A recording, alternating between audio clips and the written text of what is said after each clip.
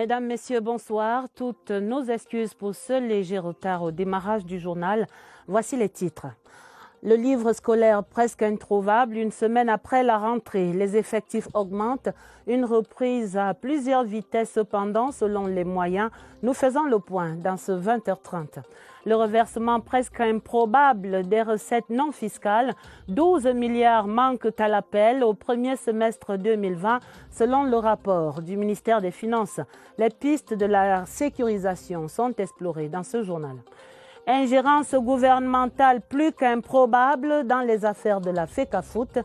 L'éclairage du ministre des Sports ce lundi, vous l'entendrez en page des sports, ce sera vers la fin du journal. Voilà pour les titres, développement après ce message.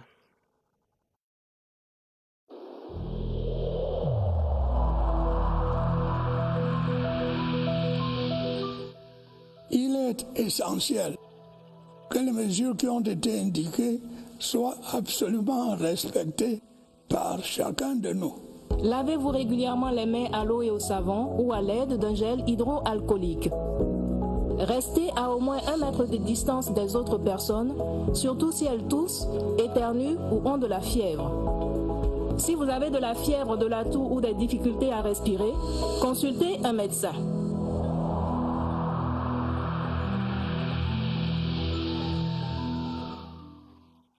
Et d'abord, cette information sur très hautes instructions du président de la République, son Excellence Paul Biya, le Premier ministre chef du gouvernement, Chief Dr Joseph Dione Ngouté, présidera le mardi 13 octobre 2020 à 11h, c'est-à-dire demain, la cérémonie d'inauguration des engins nautiques acquis par le port autonome de Douala. C'est un communiqué de presse que signe le directeur de cabinet des services du Premier ministre chef du gouvernement, Balungeli Confiance et Bounet. Joseph Dione Ngouté, qui séjourne déjà à Douala ce soir. Allons immédiatement voir l'accueil réservé au Premier ministre par le gouverneur du littoral, Samuel Dieudonné Ivaha Dibois. Nous retrouvons nos équipes sur le pont de la Dibamba, notre envoyé spécial à Douala, Laurentine Bokono. Pont sur la Dibamba. C'est ici que le Premier ministre chef du gouvernement, Joseph Dione Ngouté, a été accueilli à son arrivée à Douala pour une visite officielle de 48 heures, la 3e du genre en 2 ans. Dans la suite du gouverneur de la région du littoral, Samuel Dieudonné Ivaha Dibois, plusieurs personnalités dont le maire de la ville, Roger Mbasandine. Honneur militaire sous le commandement du chef de bataillon Mbina Vondo Jean-Claude, puis revue des troupes. Après cette première étape protocolaire, le Premier ministre chef du gouvernement a déposé ses valises à l'hôtel Sawa où il a été ovationné par les militantes de la section OFRDPC du Mvouré 1.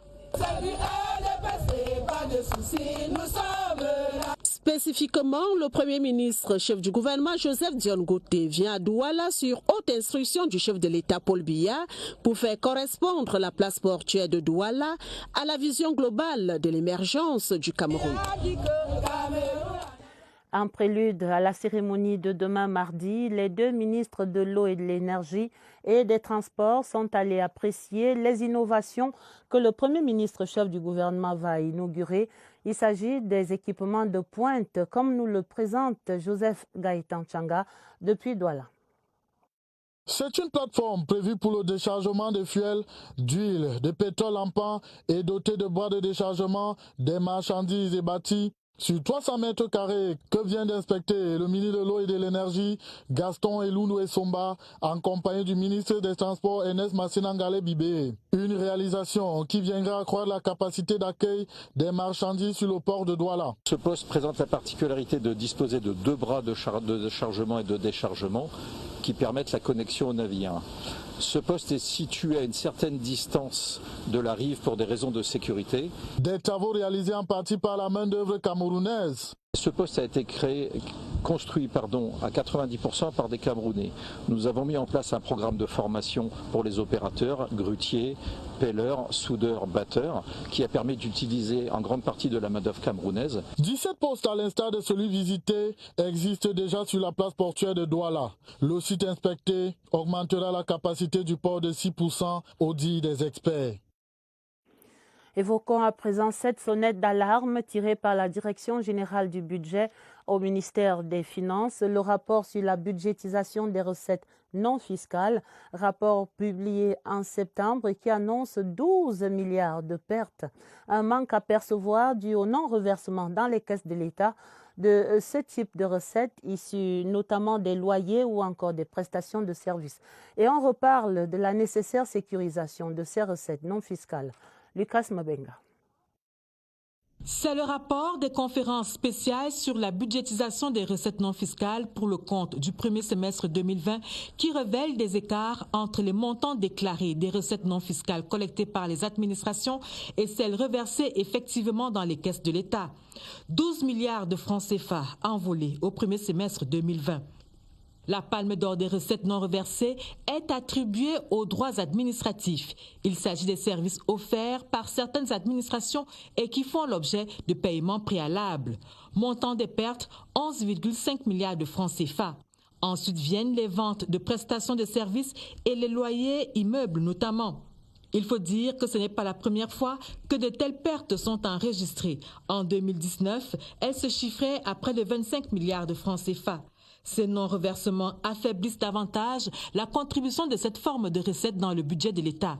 Contribution déjà amenuisée par la productivité approximative de l'activité économique de l'État qui devrait pourtant alimenter les recettes publiques.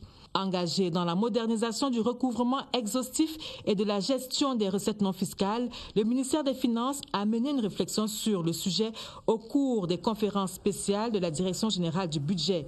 Soulignons que le ministère des Finances ambitionne de recouvrer 213 milliards de francs CFA de recettes non fiscales en 2021 et il s'en donne les moyens. La rentrée scolaire 2020-2021, comme elle va une semaine après, une reprise saluée la semaine dernière par le gouvernement en réunion d'évaluation, c'était jeudi, grâce à la mobilisation forte constatée à travers le territoire national et le déploiement des dispositifs anti-Covid-19 sur le terrain. Mais dans les faits, c'est une rentrée à plusieurs vitesses. Barbara Padjama. Rien n'est encore bouclé. La mise en place de l'année scolaire est toujours en cours. Il y a encore des parents qui passent leur temps à défiler dans les écoles pour inscrire ou pour réussir à trouver une place.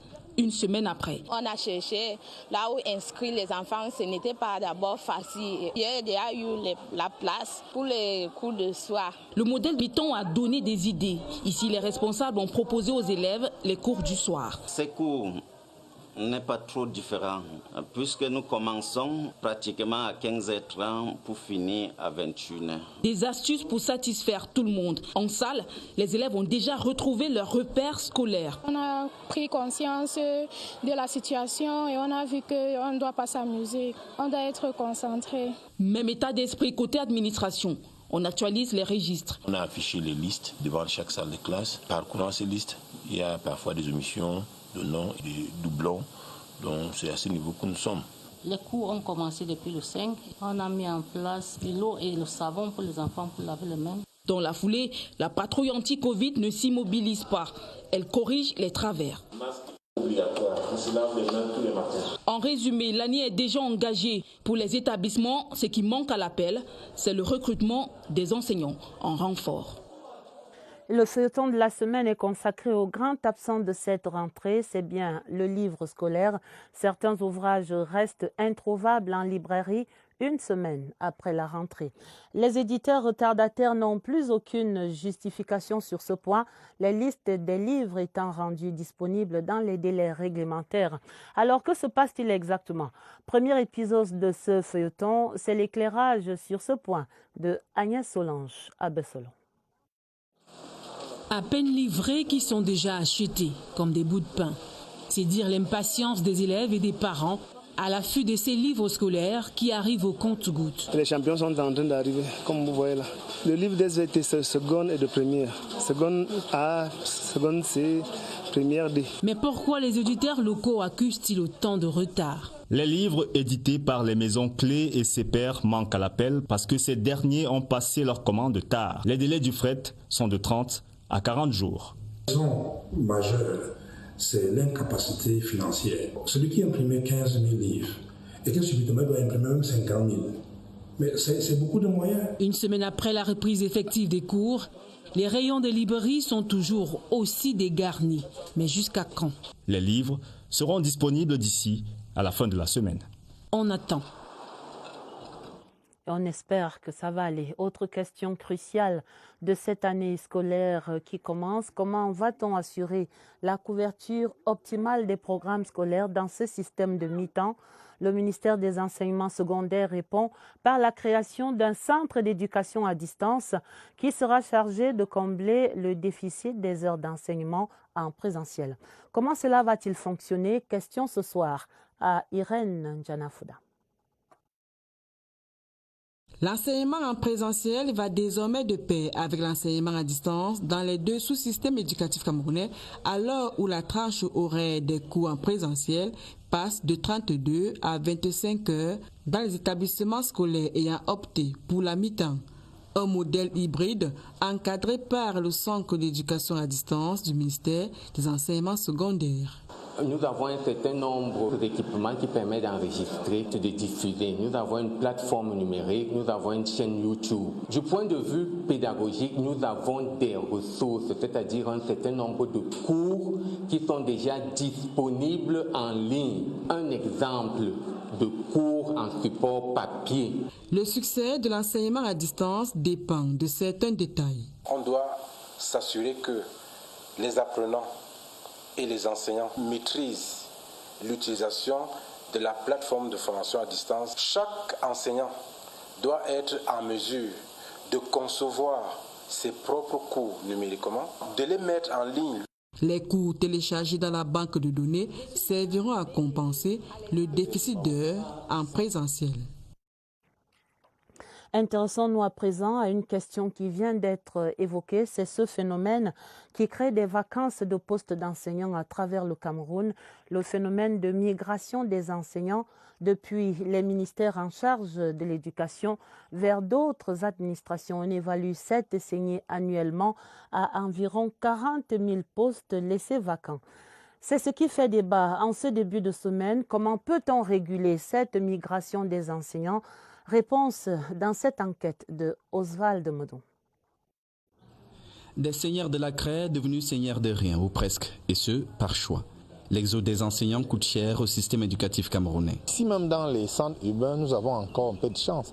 Mais si vous allez dans les zones rurales, vous avez des établissements, que ce soit au primaire ou dans le secondaire, où vous avez 2 professeurs affectés. Alors quand je vous dis qu'il y a exode massif des ministères éducatifs vers d'autres ministères, il va sans dire que l'éducation des enfants n'est pas celle qu'elle aurait dû être. Si la fonction publique ne prévoit aucun cloisonnement, tout changement d'administration obéit cependant à des normes que beaucoup transgressent. Il suffit qu'un ministre fasse la demande et il obtient le départ de ce collègue-là. Ces enseignants y vont de leur propre chef en cherchant de voir des moyens qui leur sont propres. Avec des salles de classe qui se vident un peu plus chaque année, arrêter la saignée devient urgent. Et que les gens postulent par poste. En ce moment-là, vous savez que j'ai choisi, c'est pas 16 d'Engelmendouga. Quand vous y allez, vous n'allez plus dire que voilà, il me faut rejoindre ma famille. En affectant peut-être les enseignants par bassin pédagogique, il y aurait des normes économiques qui seraient faites. Ces économies seront redistribuées aux enseignants et puis ils retrouveraient de la valeur à rester dans les salles de classe. L'ampleur du phénomène est telle que certains observateurs préconisent une obligation de dispenser un certain nombre d'heures de cours, quelle que soit l'administration d'attache, comme au supérieur. Cette approche pédagogiquement n'est pas recevable. Vous ne pouvez pas être dans plusieurs administrations et prétendre que vous faites un rendement. Ce n'est pas possible. L'urgence d'une solution s'impose, d'autant plus qu'il devient difficile de combler le gap malgré les nouveaux recrutements. Dans la région de l'Ouest, le drame de Ngouaché reste vivace dans les mémoires. Et pour dire plus jamais ça, les autorités de la ville de Bafoussam ont entamé ce lundi des opérations de déguerpissement. On déguerpit ces populations installées dans les zones à risque. Voyons cela dans ce reportage de André Aristide et Combat. Lors de sa descente sur le terrain vendredi dernier, le maire Roger Tafam avait accordé 72 heures aux commerçants et habitants de cette zone pour quitter les lieux. Nous avons fait une descente sur le terrain avec les services du MINDU dans tous les 3 arrondissements de la communauté urbaine et avons constaté que ces fortes pluies, ces inondations sont dues à certaines constructions anarchiques. Et depuis vendredi, nous avons prévenu les gens qui étaient sur ces drums que nous allons passer à l'acte dès cette semaine. Certains riverains comptent des navettes pour sauver ce qui peut encore être utile. D'autres comprennent l'importance de cette opération et se réjouissent de l'initiative du maire de la ville. Je dis que l'homme m'a porté ici. Pas déchiré ma robe comme ça. Qui avait mon argent 14 500 dans la rue. C'est parti. Mes chaussures, parti. Mes marchandises, parti. Une opération d'autant plus importante que le quartier Ngouache subit souvent des drames liés aux intempéries en saison pluvieuse. Le ministère de l'Environnement et de la Protection de la Nature et du Développement durable travaille à la valorisation du secteur privé. C'est à travers un atelier ouvert ce lundi, ici à Yaoundé. Le ministre Hélé Pierre explique ici l'enjeu de ces travaux. C'est un extrait sélectionné par Caroline Ouetté. Longtemps, on a cru que le gouvernement seul pouvait faire l'affaire. Non, il faut une complémentarité. L'union fait la force, donc par contre, nous avons estimé que dans ce domaine, le secteur privé a un rôle très important à jouer. Il s'agit de promouvoir une croissance économique, un développement sobre en carbone qui limite les pollutions et qui privilégie, par exemple, des énergies renouvelables, qui peut effectivement nous permettre d'avoir un environnement quelque peu sain pour notre vie.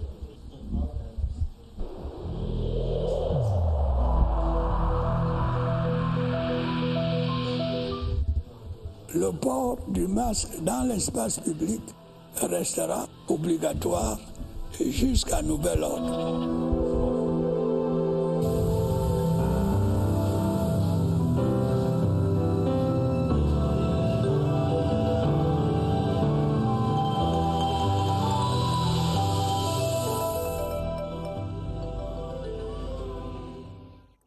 Mobilisation tous azimuts contre le coronavirus. Le ministère de la Santé publique est sur la brèche sur ce front de la lutte contre la pandémie avec 2 nouveaux objectifs cette semaine. Il s'agit d'identifier ce qui véhicule le virus et puis d'identifier également les poches de résistance. Ce sont là des annonces reçues au point de presse de ce soir au centre des opérations d'urgence de santé publique. Nous retrouvons pour les éclairages notre correspondant sur place, Évariste Eyenga, est à Messa. Bonsoir Évariste, comment donc le gouvernement va s'organiser pour relever ces nouveaux défis?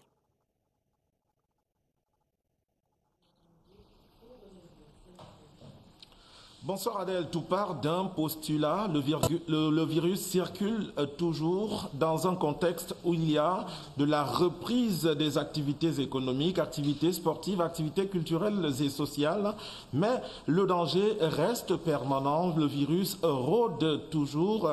Le ministère de la Santé publique entend mener des enquêtes de séroprévalence à partir de cette semaine, des enquêtes de séroprévalence qui vont aboutir à déterminer les poches de résistance telles que vous l'indiquiez tantôt et puis identifier les facteurs qui favorisent la circulation continue de ce virus. À quel moment, terminons par cette question donc, à quel moment ces enquêtes de séroprévalence vont avoir lieu? À quel moment cela sera lancé? À quel moment va-t-on débuter les opérations de ces enquêtes? La réponse, ce sera au courant de cette semaine. Merci Évariste. Rendez-vous est pris pour des éclairages sur ce front-là, direction Adamawa et la région du Nord où, selon l'expression consacrée, la situation sécuritaire est sous contrôle, précisément aux frontières avec le Tchad et la République centrafricaine. Le général de brigade Aga Robinson, il est le commandant de la 3e région militaire interarmée. Il revient d'une mission de contrôle sur le terrain dans ces zones. Le bilan de cette évaluation avec Salomon Kankili depuis Sierre TV, Adamawa. Du fait de leur proximité avec le Tchad et la République centrafricaine, les régions du Nord et de l'Adamawa souffrent du phénomène d'incursion de bandes armées sur le sol camerounais. C'est pour s'assurer de l'efficacité du dispositif permanent de riposte que le général de brigade, commandant la 3e région militaire interarmée, s'est rendu sur place. Je suis revenu aujourd'hui pour voir à quel niveau se trouvait la situation sécuritaire dans notre zone d'action. Le constat est clair, la situation est calme. De redoutables gangs de malfrats ont été neutralisés. Les populations en majorité agro-pastorales vaquent normalement à leurs activités. Je peux donc vous assurer que des deux côtés des deux frontières que nous avons visitées, que la situation est sous contrôle. J'ai presque la vigilance. Partout où il s'est rendu, l'officier supérieur a réitéré aux responsables des différents postes de commandement de travailler en étroite collaboration avec les populations. En culture, l'Assemblée générale de la Société nationale de l'art musical se tient ce mois-ci, le 24 précisément du mois d'octobre. En prélude à cet événement, le ministre des Arts et de la Culture, ici à l'image, recevait ce lundi les textes fondamentaux de la SONACAM. C'était au cours de l'audience qu'il a accordée à la commission chargée d'élaborer ces textes. Parmi les innovations, on note par exemple que le scrutin se fera à la majorité simple et les indemnités des responsables de la SONACAM sont également fixées par ces textes fondamentaux. Le ministre Bidong Pad qui prescrit apaisement absolu aux artistes musiciens camerounais. Nous allons à Douala pour parler de l'actualité à l'Institut universitaire du Golfe de Guinée. L'Institut qui tenait récemment son 5e conseil scientifique et son conseil d'université. Principale résolution au terme de ces travaux, il faudra accélérer le processus d'homologation de l'Institut. Rufan Kacham est à Douala. Réunis tout d'abord en conseil scientifique, le professeur François-Xavier Eto'o et ses pairs avaient pour mission de passer en revue tous les programmes d'action dans le domaine de la recherche et du développement ainsi que les dossiers liés aux questions scientifiques et pédagogiques de cette institution universitaire. Si au terme des travaux, une note excellente est attribuée au président de l'UIG, le conseil sait déjà comment doit s'écrire cette nouvelle année académique afin que l'institution obtienne le statut d'établissement homologué. Ça veut dire quoi ce statut-là? Que l'UIG vise à devenir une institution privée identique à ceux d'une université d'État.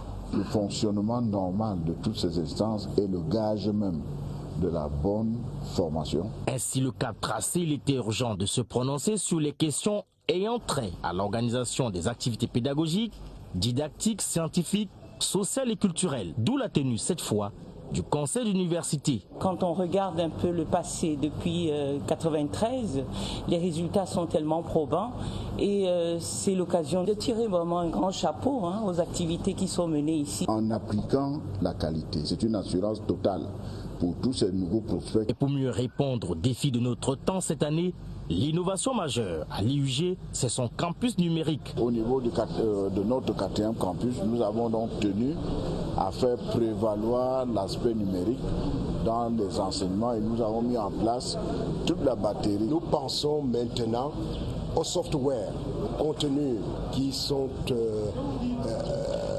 une indication de la qualité des produits que l'IUG met sur le marché. Monsieur le Président, on dirait 100% de gagner, voilà. Donc c'est super, félicitations. Pionnier dans l'enseignement supérieur privé au Cameroun, l'Institut universitaire du Golfe de Guinée a pour credo la qualité de l'enseignement.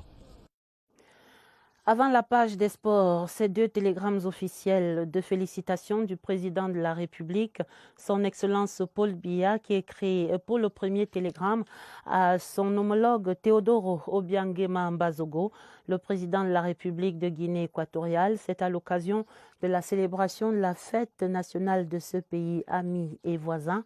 Ce 12 octobre, 2e courrier présidentiel de félicitations adressé à Sa Majesté Philippe VI, roi d'Espagne, à la faveur également de la célébration ce 12 octobre de la fête nationale de ce pays ami.